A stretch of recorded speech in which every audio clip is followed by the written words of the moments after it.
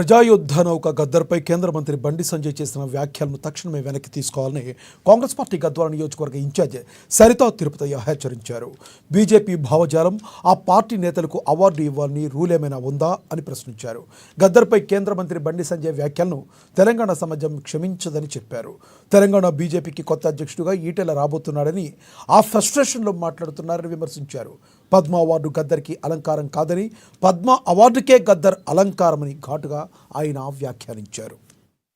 సంజయ్ గారు ఈరోజు కేంద్ర మంత్రిగా వ్యవహరిస్తూ ఆయన దిగజారిన మాటలు ఏంటంటే, గదర్ అన్నకి మేము ఎందుకు అవార్డు ఇవ్వాలి, ఈరోజు పద్మశ్రీ అవార్డుకి ఆయన అర్హుడే కాదు అనే విధంగా కించపరుస్తూ మాట్లాడడం అనేది తెలంగాణ రాష్ట్ర ప్రజలందరూ కూడా ఈరోజు దాన్ని కోప్పడుతున్నారు. ఖచ్చితంగా గదర్ అన్న ఈరోజు వెనుకబడ్డ జాతులే కాదు, పేదల పెన్నిదిగా అందరి మనసులో నిండిపోయిన మనిషి. ఈరోజు మన మధ్యలో లేకపోవచ్చు, కానీ ప్రతి గ్రామంలో ప్రతి పడుచు పిల్లలు, చిన్న వయసున్న పిల్లల నుంచి కూడా ముసలోళ్ళ వరకు గదరన్న అంటే ఎవరో తెలుసు.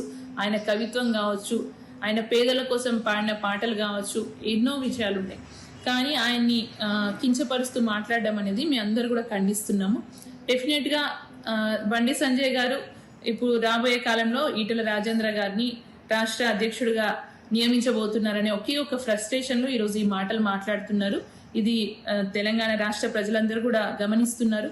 మీరు ఒకసారి ఆలోచించాల్సిన అవసరం ఉంది. ఈరోజు పద్మశ్రీ అవార్డు అంటే ఒక బీజేపీ పార్టీకి పనిచేసిన వాళ్ళకో, లేకపోతే పార్టీ కండువా కప్పుకున్న వాళ్ళకో, జెండా మోసిన వాళ్ళకో కాదు, గౌరవ స్థానంలో ఉన్న గౌరవ వ్యక్తులకి ఇచ్చే అవార్డుగా ఈరోజు పద్మశ్రీ అవార్డు ఉంది. అది ఓన్లీ పార్టీకి సంబంధించింది కాదు, కేంద్ర ప్రభుత్వం ఇచ్చే ఒక గుర్తింపు. అది మీరు గ్రహించుకోకుండా మా పార్టీకి పనిచేసిండ్రా, వాళ్ళ భావజాలాలు వేరే అని మాట్లాడి